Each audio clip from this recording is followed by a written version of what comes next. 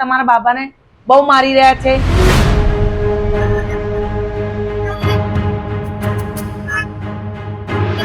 અમદાવાદના સરદારનગર વિસ્તારમાં મારામારીની એક ઘટના સામે આવી। પેલો પ્રતિક સોલંકી હતા, પછી એક રાણા ફ્રાઈ સેન્ટર વાળાનો છોકરો હતો। એક પક્ષ દ્વારા સીસીટીવી ફૂટેજ રજૂ કરવામાં આવ્યા હતા। શું છે સમગ્ર ઘટના, જુઓ આગળ વિડીયો।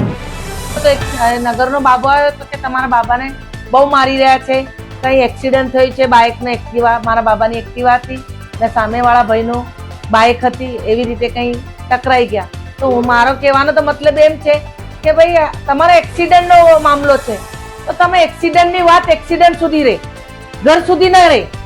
ઘર સુધી તમે આયા કેમ?